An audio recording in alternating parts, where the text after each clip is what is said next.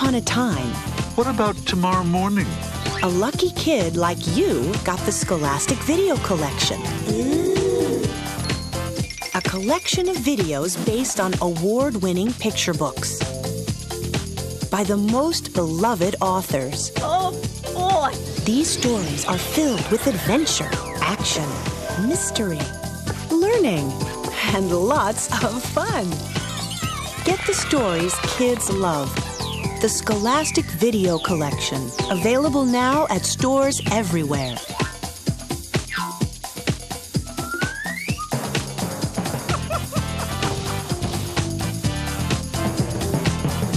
So, what are you waiting for?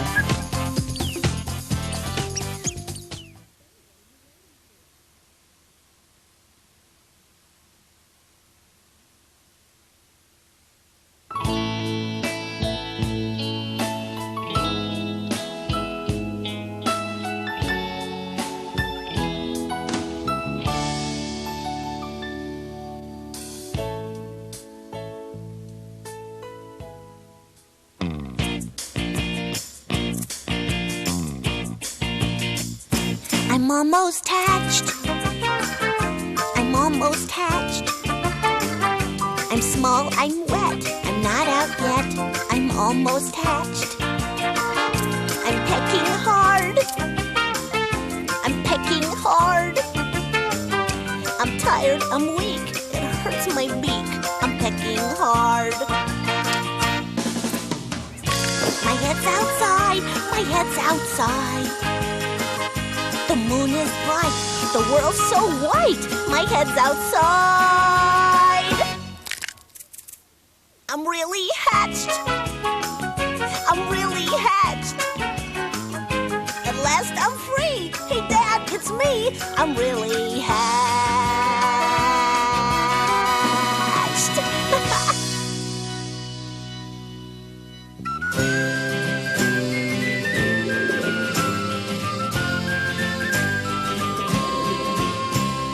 Months out at sea is a penguin's great thrill. Each evening my dinner floats right into my bill. Oh, I might make a meal of a slithery eel, or a cod, or a squid. Oh, I think I just did. I feel a long tentacle tickling my ventricle.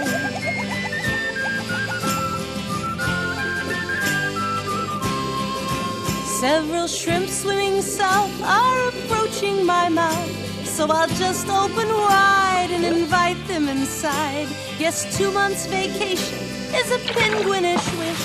I've got nothing to do but slurp squadrons of fish. I'll grow gorgeously fat and swim home in July to sing my new baby a deep sea lullaby.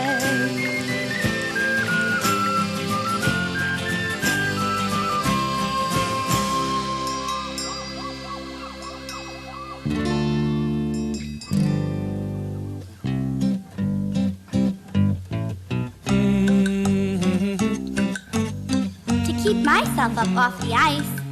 I find my father's feet are nice. I snuggle in his belly fluff, and that's how I stay warm enough. But when my father takes a walk, my cozy world begins to rock. He shuffles left, I hold on tight. Oh no, he's wobbling to the right. Not left again. Oops, here he goes. Do you suppose my father knows I'm hanging on to his warm toes?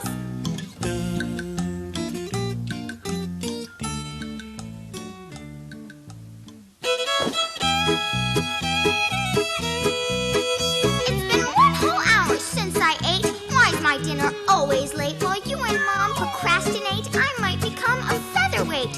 You know what I'd appreciate? Cough it up, Dad. Regurgitate.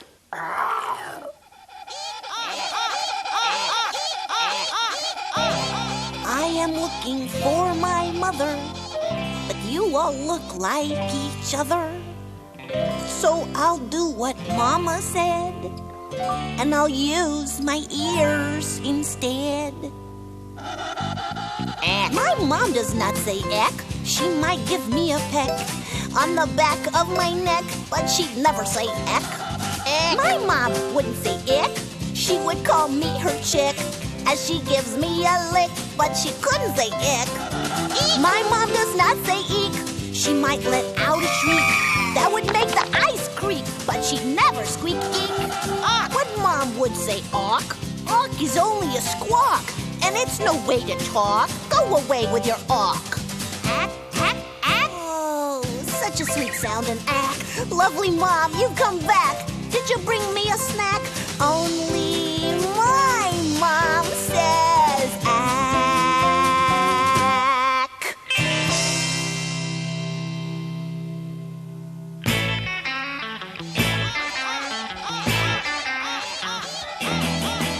10 little penguins all in a line.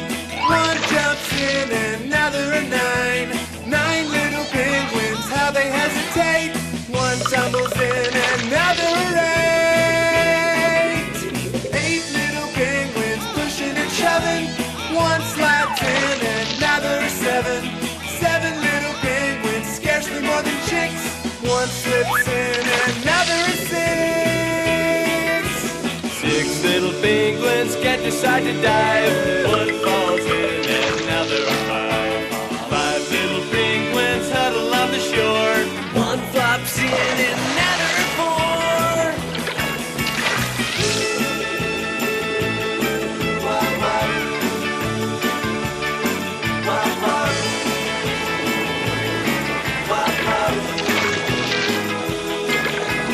4 little penguins fidget fearfully. One hops in and now there are 3. 3 little penguins wonder what to do. One rolls in and now there are 2. 2 little penguins missing all the fun. They both leap in and now there are 10 little penguins, brave as they can be, splashing in the waves of the salty southern sea.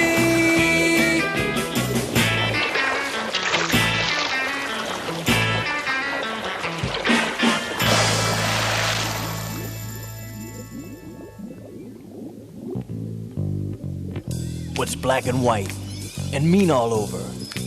A mighty swimmer and a restless rover?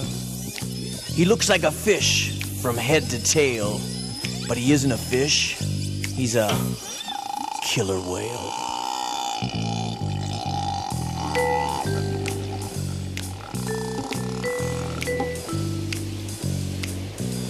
The gray of the sea hides the gray of her fur as she waits in the waves for a penguin to stir. But she isn't our friend, no, she's waiting to steal one of us for her supper. She's a cruel leopard seal.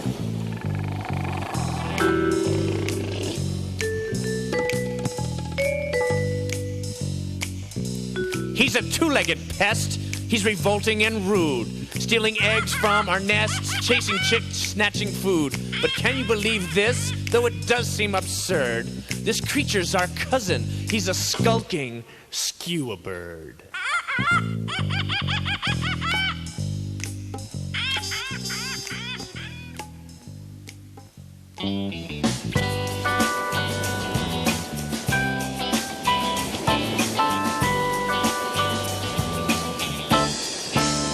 At the first hint of dawn, I awake with a yawn and follow my cousins, all 33 dozen, to the end of the land, where we stand, and we stand, playing who'll dive in first, and fearing the worst, we listen for seals who want us for meals.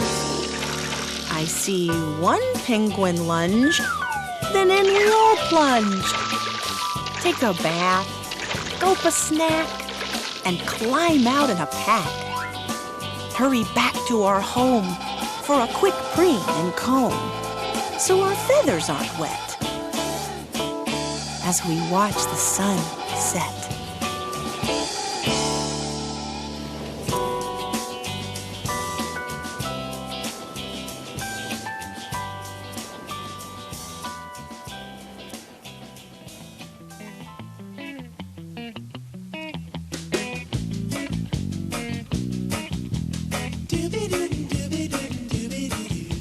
Our 4 penguins settled here 20 million years ago. They grew blubber for the cold, they grew feathers for the snow.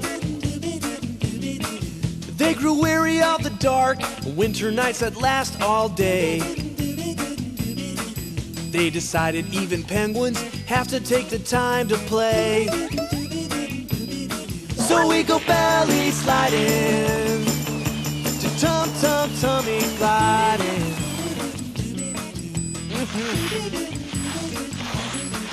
Down the glacier's glassy side, we begin our ripping ride. And soon we're stomach slipping, fearlessly flip-flop flipping. Flying 60 miles an hour, solely fueled by penguin power. Soaring far too fast to stop, we shoot off the glacier's top.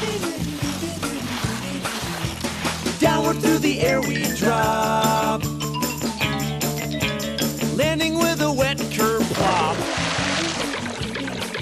Tumble out and with a grin shout, let's do it all again.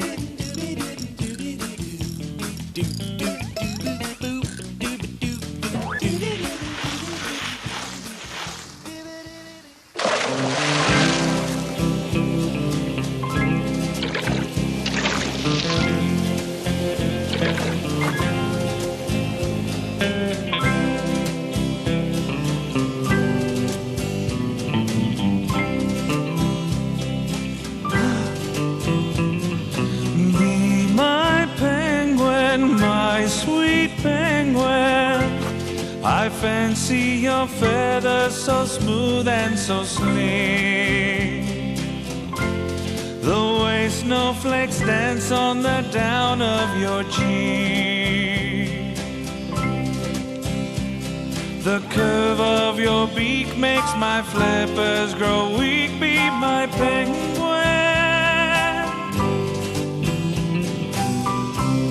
We'll ramble romantically by the sea. My siblings will sing you a symphony.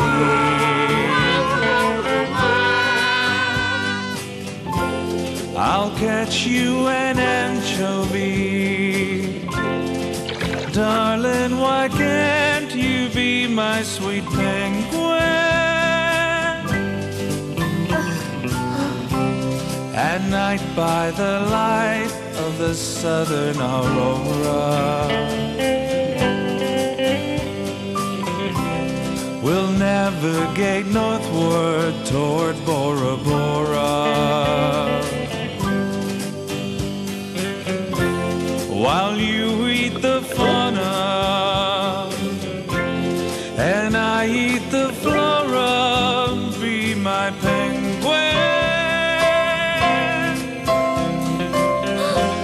I'll carve you a castle inside an ice floor, a cave where the chilly winds never will blow. Oh, how could you say no? Is your heart made of snow? Guess I'll just have to go find another penguin.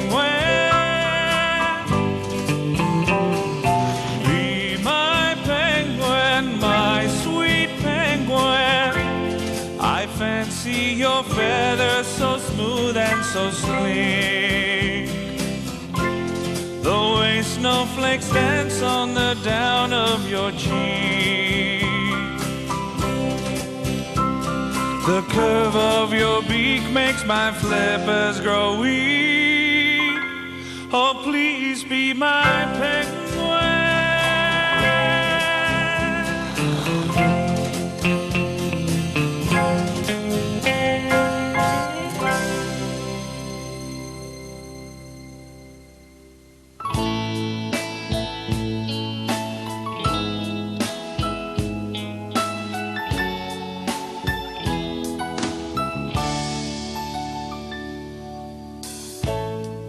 At the bottom of the planet planet lies a land of ice and granite. Antarctica, Antarctica, where winter days are darktica. It's the continent of our birth. It's the coldest place on earth. Antarctica, Antarctica, you'd better wear your parktica.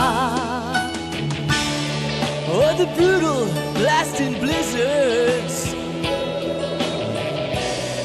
will freeze your beaks and gizzards.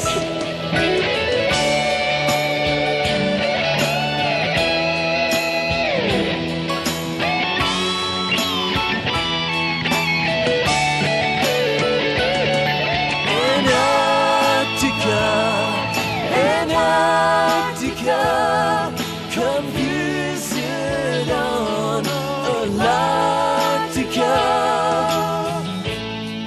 We'll snuggle in the snow, ooh, when it's 35 below. Antarctica, Antarctica, it's grander than New Yorktica.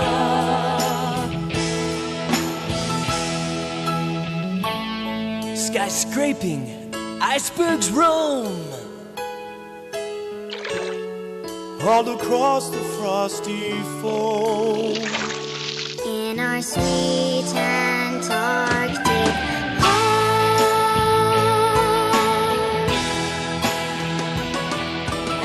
Antarctica, Antarctica, where winter days are darktica. Antarctica, Antarctica, you'd better wear your parktica. Antarctica, Antarctica, come visit on Antarctica. Antarctica, Antarctica, it's grander than New Yorktica.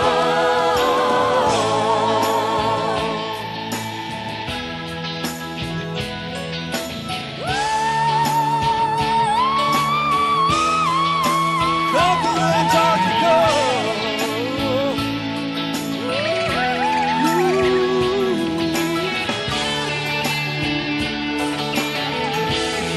Hey baby, oh baby,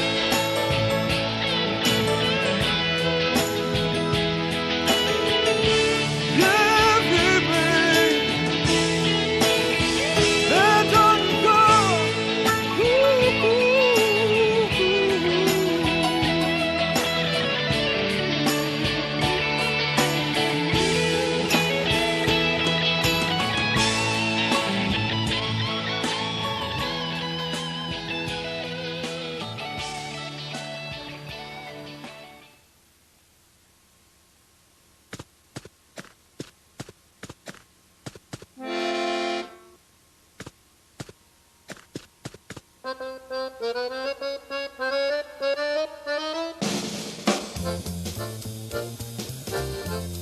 Musical Max.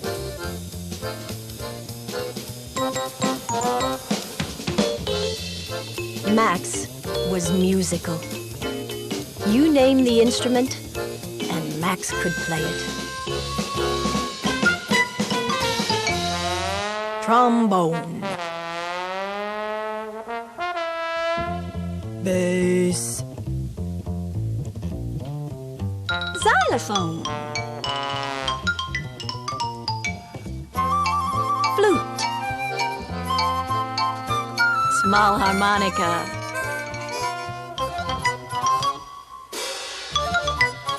cymbals,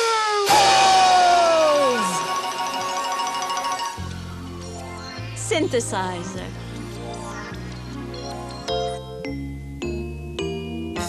Max played by note, and Max played by ear. And Max practiced.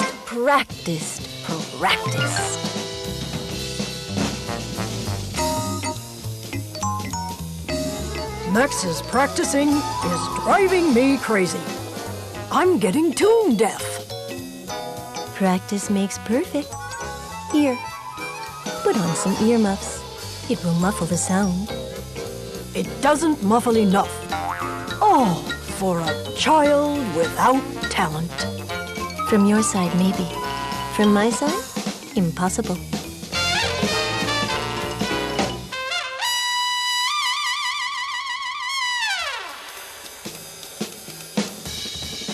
But it wasn't only Max's father.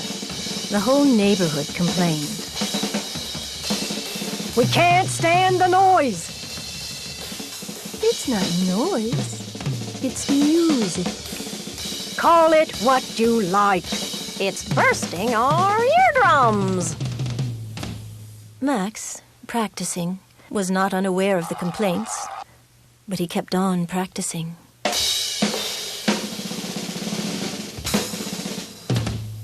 Music hath charms, but not for them.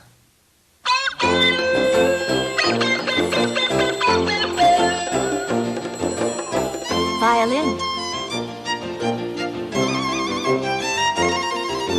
Bagpipes.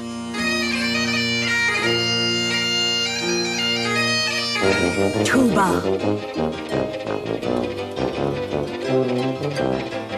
Bongos. Harp.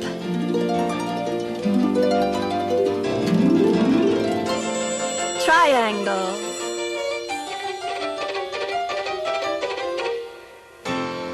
Piano.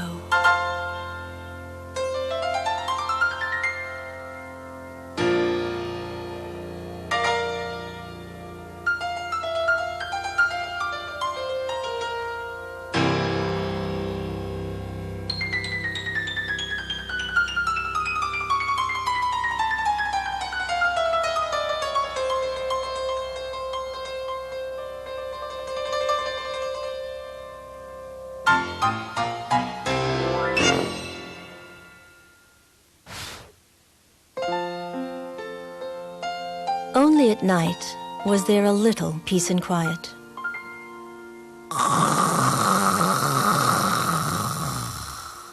Except when Max's father snored.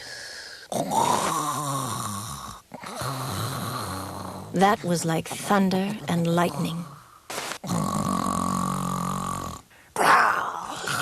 And except when the whole neighborhood snored.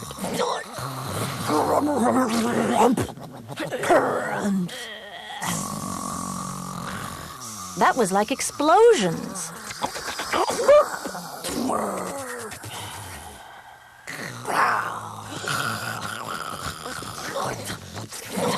Sometimes the snoring woke Max up. Then he would begin to practice, which woke the snorers up. But it didn't happen too often. Thank goodness.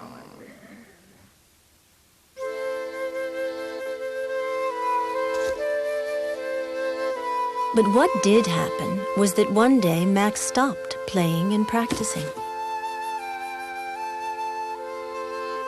He put all of his instruments away. I'm not in the mood anymore.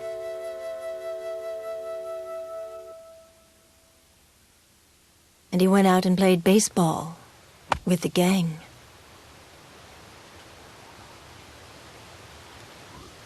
At first, everyone was relieved. The peace and quiet. It's wonderful.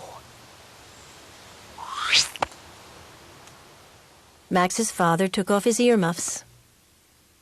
Max's mother was sad, but she was a minority of one. When will you play again? When I'm in the mood. And who knows when that will be. It wasn't in the fall.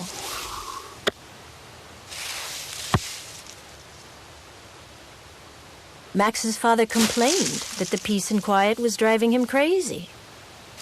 When would Max get in the mood? It wasn't in the winter.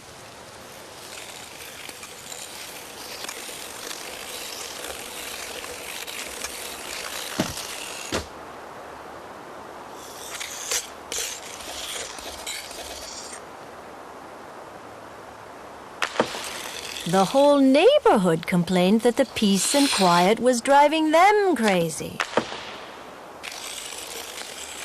When would Max get in the mood?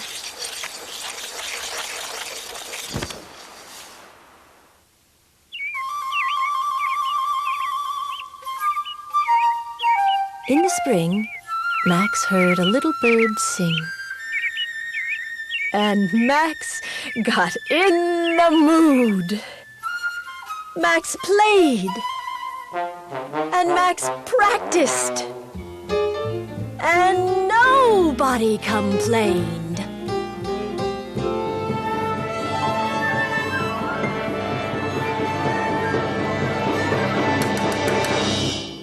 In fact, they all joined in.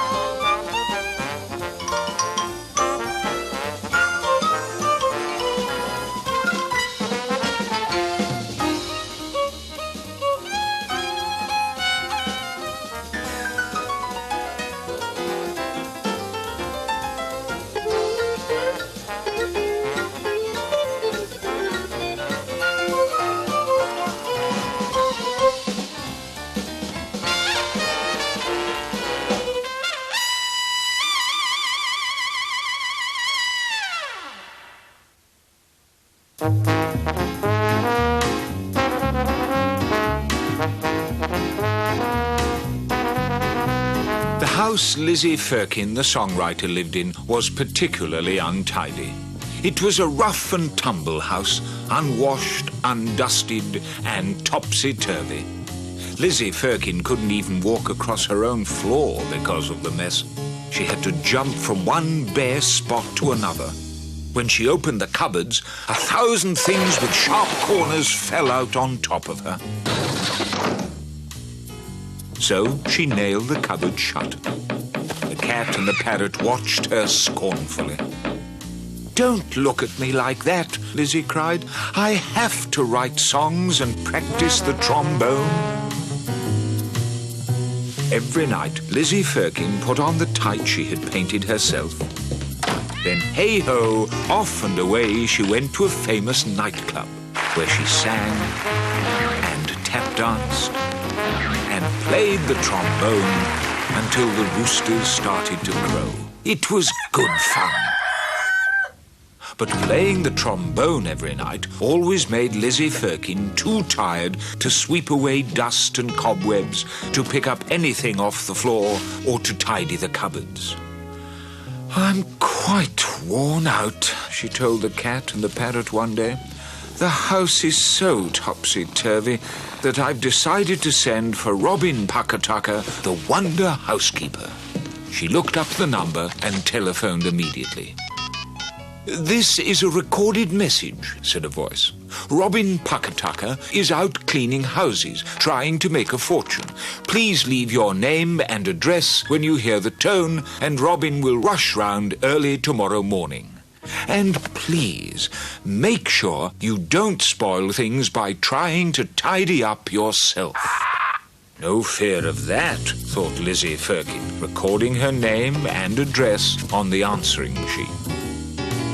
She did an hour's trombone practice, dyed her hair red, painted a few extra designs on her clothes.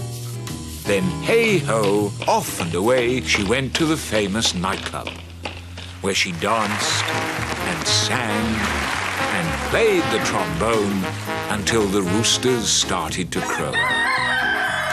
Lizzie Firkin came home very late as usual. She switched on the light as usual and blinked at her untidy house as usual. Unsuccessful songs lay scattered like autumn leaves over the floor. The cat was curled up in the bread bin, asleep on the sliced bread. The parrot was molting. The vacuum cleaner sulked under the stairs, its cord wound sadly around itself like a dog that has given up hope of ever being taken for a walk. Bottles of hair dye stood shoulder to shoulder like soldiers on top of the piano. "Oh dear," exclaimed Lizzie Firkin, "how messy it all is. What will Robin Pucker-Tucker think of the cat asleep in the bread bin, or of all those parrot feathers? I'd better tidy up just a little bit, so the wonder housekeeper won't know how terribly untidy I really am." Lizzie shooed the cat out of the bread bin. She picked up the unsuccessful songs and put them in a folder. She tossed the empty cat food tins into the rubbish bins. The roosters were still crowing when she stopped and looked around. "Good, but not quite good enough," she said, and yawned. "Robin Pucker-Tucker must never know just how untidy I can be. The shock might kill a good housekeeper." Lizzie picked up all the newspapers and folded them carefully. She vacuumed the floor, dusted the piano, burnished her trombone, washed the dishes, wiped the table, cleaned the bath, polished the taps until they sparkled, and threw out the stale soup in the refrigerator. By now, the sun was looking over the hill. It showed up every spot on the windows, every cobweb on the curtains, and every smear on the floor. Lizzie Firkin yawned so hard that she nearly sucked the parrot off his perch. But she polished the floor, washed the windows, and brushed away the cobwebs.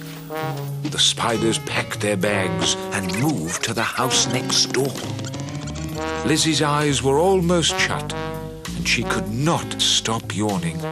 "I mustn't let Robin Pucker-Tucker know how untidy I really am," she muttered, as she shook the crumbs off the cat, dusted the parrot, put the grandfather clock out by the gate, and wound up the rubbish bin. Then she tumbled into her big cane chair, quite exhausted. Out by the gate, the grandfather clock struck 9. In bounded a dashing young man wearing an apron with a smile painted on it. "Are you the trombone player who is particularly untidy at home?" he asked, looking around in astonishment. And no wonder he was taken aback. Lizzie Firkin's house sparkled from the front door to the back door. It shone from ceiling to floor. The cat purred. Even the parrot looked smartly groomed. "And who are you?" asked Lizzie Firkin, too tired to be surprised.